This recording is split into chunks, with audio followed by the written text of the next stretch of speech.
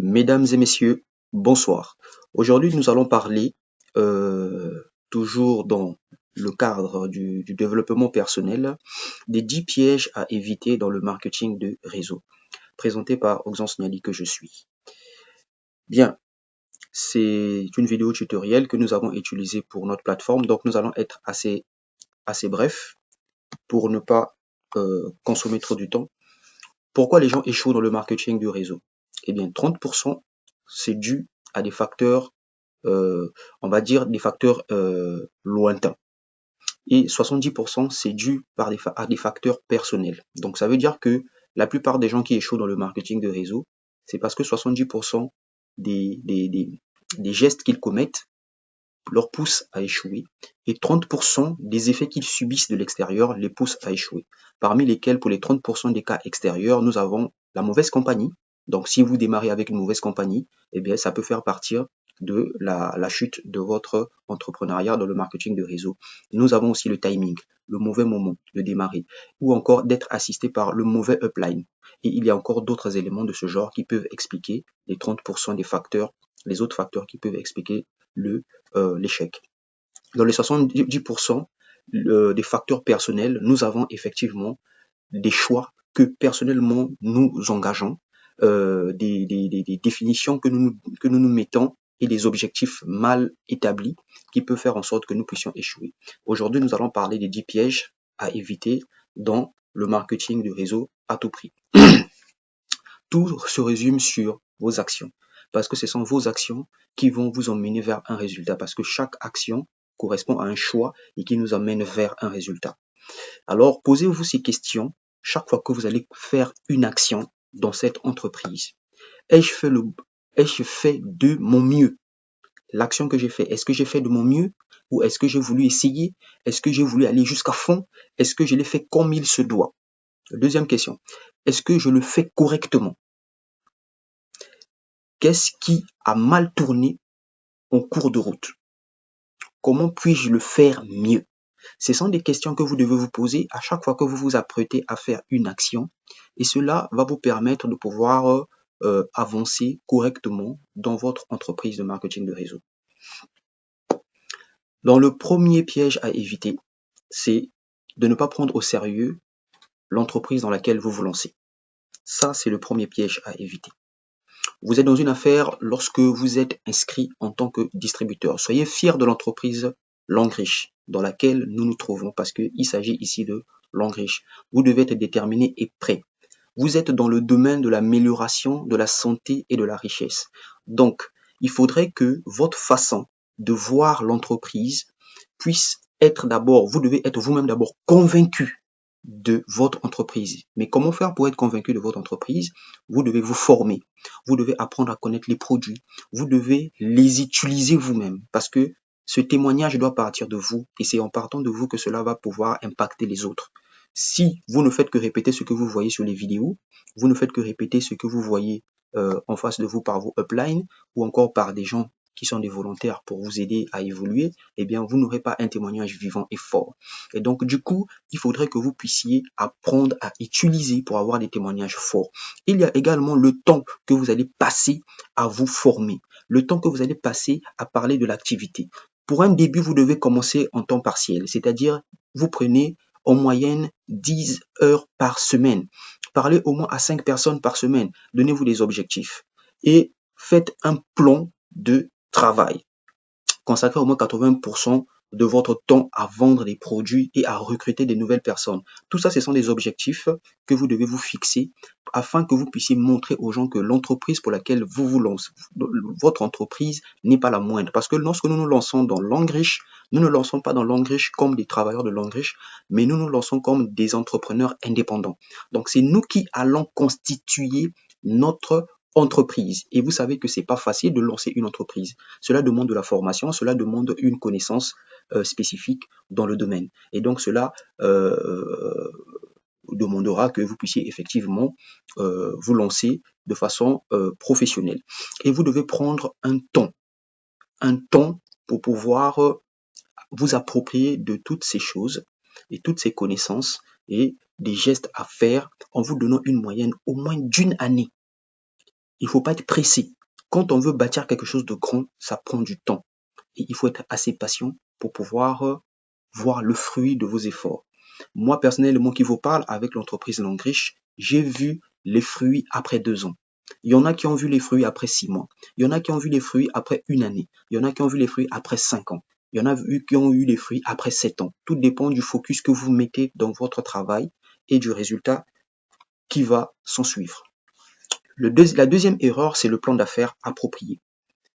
Dans le plan d'affaires approprié, ce que l'on veut dire, c'est qu'aucune entreprise dans ce monde ne peut réussir sans un plan d'affaires qui soit efficace. Ça veut dire tout simplement que la méthodologie de travail, ce qu'on a appelé le business plan, quand on veut lancer une entreprise, c'est la même chose qu'avec Langrich. Quand vous vous lancez dans cette entreprise, vous devez avoir un plan d'attaque. Vous devez avoir une procédure avec des phases. Donc le processus doit être connu et vous devez y travailler. On ne dit pas qu'à l'entrée de jeu, vous connaîtrez toutes ces choses, mais c'est avec les formations que vous allez apprendre à mettre toutes ces choses en place. Personne ne compte échouer, mais les gens échouent, quand même. Quand vous échouez, vous prévoyez d'échouer sans que vous ne le sachiez. Donc, en réalité, l'échec arrive, c'est en fonction des actions que nous faisons au fur et à mesure. Et ces actions peuvent effectivement être à l'origine de notre perte ou encore de notre égarement. Et à la fin, on ne sait plus où est-ce qu'on est, ce que l'on fait, parce que nous avons multiplié plusieurs erreurs dans notre parcours. Vous devez planifier et projeter la croissance de votre réseau et la budgétiser. Donc, ça veut dire que vous vous lancez dans une entreprise, sachez-le que vous avez acheté un produit, un pack d'adhésion qui vous a donné accès à l'entreprise, mais cela ne s'arrête pas là. Vous devez vous investir dans les outils marketing, les outils commerciaux. Vous devez vous investir dans votre équipe, parce que votre équipe sera d'abord embryonnaire, et vous devez vous investir aussi sur cette équipe, afin que quand on parle de s'investir, ça peut être financier ou encore de votre temps. Mais vous devez y travailler. Et on a parlé de créer donc la stratégie commerciale, l'expansion du réseau et la croissance de vos ventes.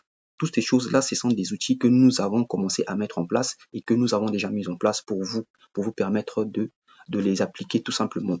Vous devez être disposé à investir, c'est ce que je venais de dire tout à l'heure. Et attention, surtout exécuter le plan, puis évaluer son efficacité. C'est très important. Révisez constamment votre plan d'entreprise, donc votre stratégie. Ça veut dire qu'aujourd'hui, pour partir de A à Z, vous pouvez à tout moment revoir votre façon de faire. Vous pouvez adopter une stratégie et que sur le temps, vous vous rendez compte que c'est pas efficace. Il vous est permis de changer la méthode de travail et d'adapter. Et ne pensez pas que cela est une erreur. C'est pas une erreur. C'est plutôt une erreur de continuer dans l'erreur. Est-ce que vous comprenez? En étant conscient que ce que vous faites ne va pas vous emmener vers votre objectif. Donc, vous pouvez modifier la stratégie, mais gardez toujours votre objectif à l'œil. C'est-à-dire d'arriver au point Z. Voilà. La troisième erreur à éviter, c'est d'établir des objectifs. C'est l'échec pour établir des objectifs et les exécuter. En réalité, ce que l'on veut dire, c'est quoi? C'est qu'il faut savoir qu'aujourd'hui, 3% de personnes gèrent le monde entier. 3% de personnes s'accaparent de 95% des richesses de ce monde. Et le reste des 97% de personnes, ce sont les personnes qui sont des suiveurs. Ce sont des personnes qui subissent, en fait, le rythme et le régime qui est imposé par les 3% de personnes.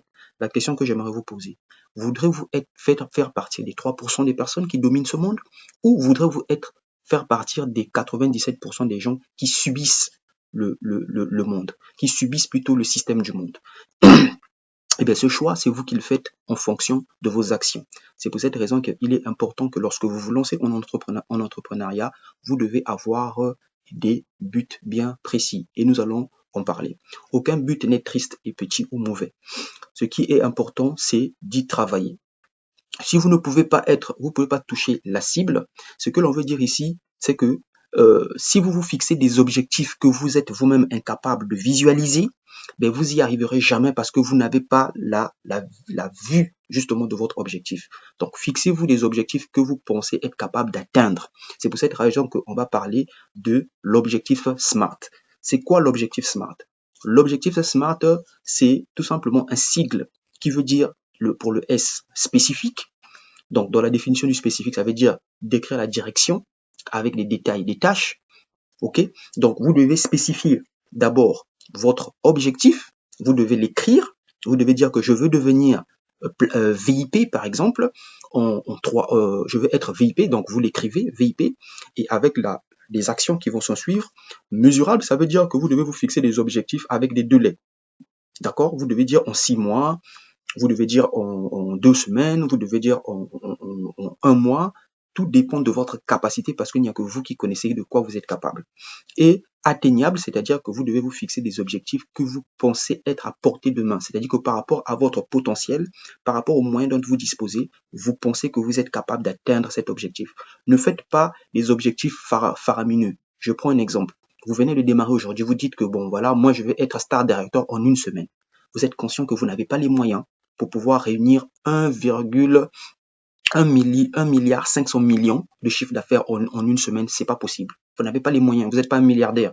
Si vous étiez un milliardaire, oui, mais vous ne l'êtes pas. Donc, fixez-vous des objectifs que vous pensez être raisonnables. C'est très, très important dans l'objectif SMART. Et enfin, on parle de définir le temps. Donc, le temps, c'est tout simplement dire que en 2 semaines, en 3 semaines, l'objectif doit être atteint. Ici, c'est un petit résumé du SMART. On parle du spécifique, mesurable, attrayant, réalisable et défini sur le temps. Donc, vos objectifs doivent être chronométrés. Et c'est ce chrono qui va vous permettre de vous dire si vous avancez à la bonne vitesse ou vous êtes à la bourre, vous êtes en retard, ça veut dire que vous êtes en retard et qu'il faut accélérer pour pouvoir rattraper le temps vu que vous êtes donné un laps de temps, ou encore que vous y êtes, vous avez atteint l'objectif avant la date. Ça peut vous permettre de respirer un tout petit peu et de ne pas accélérer à fond la caisse. Et ensuite, il y a le fait de passer à l'action. Donc, vous avez défini votre objectif de façon smart, donc de façon intelligente, mais après, il faut passer à l'action. Donc, ne faites pas comme le temps qui sont sans action et qui parlent beaucoup plus sans passer à l'action. Laissez vos objectifs vous guider jusqu'au bout. Donc, soyez objectif et focus. Restez concentré sur vos objectifs. Ne vous laissez pas distraire. Changez votre plan, mais pas votre objectif. Donc, on en a parlé tout en haut. On a dit que le plan peut être adapté, modifié en fonction des difficultés rencontrées, mais l'objectif doit être le même. Est-ce que vous comprenez? L'objectif, c'est le point final. Le point final, ça doit être le même. Mais le chemin, vous pouvez prendre la gauche ou la droite ou le milieu en fonction des difficultés rencontrées. Mais vous devez savoir que l'objectif final, c'est d'atteindre le Z. Voilà. Visualisez et verbalisez vos objectifs. Donc, à tout moment, vous devez y revenir. Le 4e piège, l'échec de l'éducation, de la duplication de votre descendance. Donc là, on va parler de la descendance. La descendance, c'est tout simplement votre réseau. En tout cas, ici, ça concerne beaucoup plus les développeurs, les distributeurs développeurs, parce qu'il y a des distributeurs consommateurs, on a des distributeurs développeurs. Donc ici, c'est beaucoup plus les distributeurs développeurs. Les lignes de démarcation sont comme des bébés. Prenez-en soin, enseignez-les. Donc, votre réseau, ce sont vos enfants. Vous devez en prendre soin comme vous prenez soin de vos enfants, vos propres enfants, parce que leur réussite va également impacter la vôtre. Donc, du coup, il faut être vraiment très, très, très regardant sur l'évolution de votre descendance, qu'on appelle aussi downline. Donc, montrez-leur la direction, écoutez leurs inquiétudes et dissiper leur peur. Parce que pour quelqu'un qui vient de commencer, parfois, il ne sait pas par où commencer et tout, et il panique. Mais vous devez être la personne qui va le canaliser pour lui montrer le chemin. Identifiez rapidement le profil de votre filleul. Est-ce que c'est un consommateur de produits tout simplement ou est-ce que c'est un distributeur? Si c'est un consommateur, il faut beaucoup plus l'orienter dans la consommation des produits et en lui montrant comment consommer, comment utiliser les produits. Et si c'est un distributeur, vous devez lui parler des produits, mais aussi de comment développer l'entreprise. Et cela, vous devez le découvrir au moins en 1 semaine et pour pouvoir justement éviter de l'emmener dans une direction qui ne lui sera pas favorable. Donc là-dessus, on vous demande tout simplement pour les 3 premières fois de faire la présentation avec lui, dans l'accompagnement surtout pour les développeurs. Donc les 3 premières présentations, vous devez l'accompagner, c'est vous qui faites et lui va voir. La 4e et la 5e fois, vous le faites ensemble. Et la 6e fois, vous lui laissez présenter à ce moment, vous l'observez pour voir si effectivement il a compris la notion de faire un séminaire, parce que le but du jeu, c'est de pouvoir libérer la personne, lui rendre indépendante et lui rendre autonome surtout pour qu'il puisse évoluer.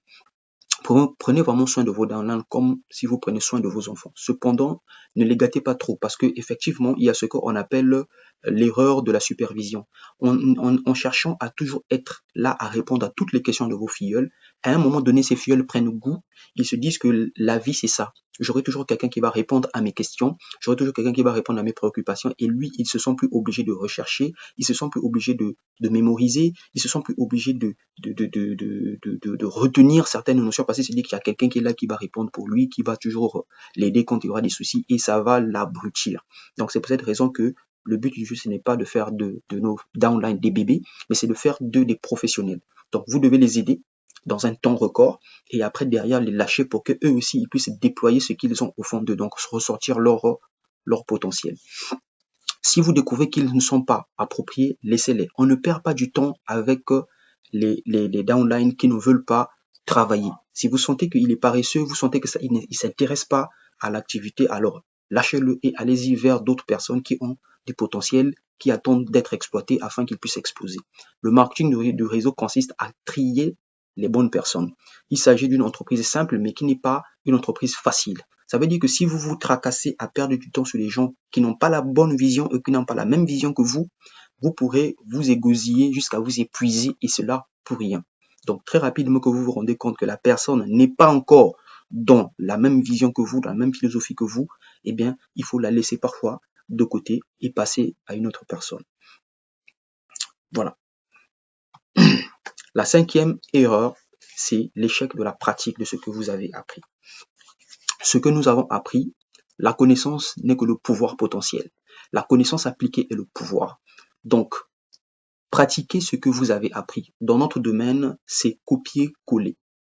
Ce que le singe voit, c'est ce que le singe applique. Donc, ici, nous n'allons pas réinventer la roue. Le marketing de réseau existe depuis fort longtemps et que nous avons aujourd'hui qu'à apprendre à lire ces ouvrages de ceux qui ont réussi pour pouvoir les appliquer tout simplement. Et c'est ça la clé du succès de notre entreprise. Ce n'est que ce que vous savez qui compte, mais ce que vous faites avec ce que vous savez est plus important. Donc, ce n'est pas la connaissance qui est importante, mais c'est l'application de cette connaissance qui est très importante. Donc, il faut savoir appliquer ce que l'on apprend. Ce n'est pas une notion à garder dans l'esprit ou dans la tête, mais ce sont des notions à appliquer dans la vie réelle afin que cette application, donc l'action que vous menez, puisse vous emmener vers un résultat. Assistez en permanence à des réunions et à des sessions de formation pertinentes pour votre amélioration. Donc, pour vous améliorer, pour finalement devenir aussi un grand leader parce que c'est le but du jeu. Pratiquez tout ce que vous avez appris dans votre entreprise. Donc, apprendre, faire et enseigner, tout simplement. La sixième erreur, ne pas être indépendant après les 90 jours. En effet, l'entreprise Langriche n'appartient qu'à vous en tant que tel. Vous êtes entièrement responsable de votre succès. Votre upline a une responsabilité. C'est de celle de vous accompagner sur les 80 premiers jours. Donc, les 3 premiers mois, il a une responsabilité d'accompagnement. Mais après les 90 jours, après qu'il vous ait donné les documents, après qu'il vous ait fait assister à des formations en ligne, après qu'il vous ait invité à assister à des formations en présentiel, après qu'il vous ait donné le maximum d'informations qu'il pouvait vous donner, après qu'il ait fait des séminaires de présentation avec vous et qu'il vous ait lâché, après 90 jours, vous devez être capable de vous en sortir seul et d'exploiter cette fois-ci ce domaine avec vos propres arguments, avec vos propres stratégies, avec avec votre vision personnelle, parce que votre vision également peut aller en dehors de la vision du upline qui est une vision beaucoup plus large. Vous pouvez aussi avoir une vision spécifique et donc foncer là-dessus parce que vous avez tout ce dont vous avez besoin pour pouvoir exploser. Apprenez tous les aspects donc pendant ces 90 jours de l'entreprise, la société, les produits, plan de rémunération et les bases du MLM. Et ce cours fait partie justement des bases du MLM. Vous devez pouvoir présenter l'opportunité à faire par vous-même dans les 90 jours. Le septième, c'est démarrer votre propre système. Ne réinventez pas la roue. Donc ici, on ne vient pas pour démontrer que je suis plus fort que X ou Y. Comme je le disais tout à l'heure, que tout a été déjà fait. Les plus anciens ont réussi, ils ont eu du succès, ils ont écrit des livres et c'est à nous de tout simplement faire du plagiat, copier, coller. Notre domaine ici, c'est de faire du copier-coller. Mais on ne copie pas n'importe quoi ou n'importe qui. On copie ceux qui ont eu du résultat. On copie les gens à succès. On copie les gens qui ont fait le vrai parcours et le bon parcours. Donc, on copie les bonnes personnes. Si vous n'avez pas réussi auparavant, n'essayez pas de démarrer votre propre système. Il suffit de suivre et de faire ce que l'on vous dit. C'est de ça dont on venait justement de parler. Avez-vous déjà remis en question le programme scolaire avant de vous inscrire? C'est un peu un exemple pour vous dire que, vous voyez, quand vous partez à l'école, vous ne réinventez pas la roue, vous ne réinventez pas les lois mathématiques, vous ne réinventez pas les lois physiques. Toutes ces choses-là ont été déjà établies et vous les utilisez pour justement avancer. Et le marketing de réseau aussi, c'est également la même chose. 8e piège, défaut de travailler avec les lignes supérieures, les lignes transversales et les lignes descendantes. Tout simplement, ici, on nous apprend à travailler en équipe et ensemble. Il y a certaines sociétés de marketing de réseau qui empêchent les gens de travailler ensemble. Mais ici, chez Longrich, nous sommes tous une famille. Le upline, le downline, le crossline. Nous sommes tous une famille et nous faisons correspondre le upline à nos parents, les crosslines, c'est-à-dire que les lignes transversales, c'est-à-dire des gens qui ne sont pas directement liés à nous par rapport à l'arbre généalogique, ce sont nos frères et nos sœurs, et nos downlines, ce sont nos enfants. Donc c'est comme ça que nous devons voir cette présentation-là. Nous devons la voir comme étant une famille. Nous sommes une communauté et nous devons toujours travailler ensemble, la main dans la main pour se soutenir. Que le point faible, le point fort de certains soit le point faible d'autres afin de se compléter et d'être toujours fort. Faites aux autres ce que vous voulez qu'on vous fasse, tout simplement. Si vous voulez qu'on puisse vous former, alors vous savez que ce gars qui connaît la notion que vous voulez apprendre n'est pas de votre équipe, alors vous aussi vous devez apprendre à le faire pour les autres. Voilà. Donc, passez votre énergie négative vers le haut. Ça, c'est tout simplement pour dire que il faudrait que si vous avez des moments des moments où on va dire des moments de fragilité, des moments où vous vous sentez seul, où vous vous sentez angoissé, s'il y a des informations à communiquer à ce moment, il faut communiquer plutôt vers vos uplines à ce moment-là. Et quand vous avez une énergie positive à partager, à ce moment, vous pouvez aller vers le bas, donc vers vos enfants, afin de toujours les encourager. Si vous envoyez l'énergie négative vers le bas, c'est-à-dire que vos soucis, vos doléances vers le bas, vous allez écraser votre organisation. Évitez de faire de la politique. Et ça, c'est très important. Il y a beaucoup de gens qui aiment jouer sur le tape à l'œil, qui aiment donner l'impression que voilà, je suis un fort, que je développe, mais il est sûr, il est conscient au fond de lui qu'il ne fait rien. Donc, ne pas confondre des terrains de jeu. Nous sommes vraiment dans du lourd. Alors, prenons cela sérieusement. Construisez-vous votre succès sur le succès des autres en aidant justement ceux qui sont plus bas afin que ces derniers-là puissent grandir. Le manque de croyance en soi, donc il s'agit de la foi. Le manque de croyance et de foi. Croyez en l'entreprise, croyez aux produits, croyez au plan de compensation et à ce système éducatif. Et cela va venir justement en touchant du doigt. Les produits, je vous ai dit, vous devez les consommer. Vous devez faire les lectures, vous devez vous former en venant en présentiel et en ligne afin de comprendre comment le business marche. Et c'est en appliquant et en faisant que vous allez développer cette foi en vous. Faites et croyez en vous, car ce business pour réussir, c'est le plus important. Tout viendra de vous. Le choix, la décision et le changement va s'opérer que par vous. Donc, vous êtes le point d'entrée du succès de cette entreprise. Voilà. Donc, vous ne pouvez pas gagner avec la foi. Vous n'allez pas toujours gagner avec la foi, mais vous êtes certain que sans la foi, vous allez toujours perdre. Voilà. Et le 10e piège, c'est de quitter trop tôt. Personne n'échoue dans le marketing de réseau. Les gens s'arrêtent. Concentrez-vous sur vos objectifs et conservez-les au moins 12 mois. C'est-à-dire que ici, on vous donne en moyenne un temps de travail stable, ok, et intense. Donc, dans les 12 mois, il y a les 3 mois de votre formation, donc les 90 jours, et les 9 jours restants, c'est dans le travail de votre développement afin de voir ce que cela va donner après une année. Moi, je vous ai dit qu'il y en a certains qui ont vu les fruits après 2 ans, qui ont vu les résultats après 3 ans, il y en a qui ont vu après 4 ans. Donc tout va du pair avec la patience également, car la patience aussi peut vous permettre justement de pouvoir débloquer quelque chose que vous ne voyez pas avant, mais en étant resté patient, mais que cela soit arrivé après 6 mois, 12 mois, 2 ans, 3 ans, 4 ans pour certains, effectivement, car tout va de pair avec la volonté que vous donnez et le temps que vous y mettez lorsque vous travaillez.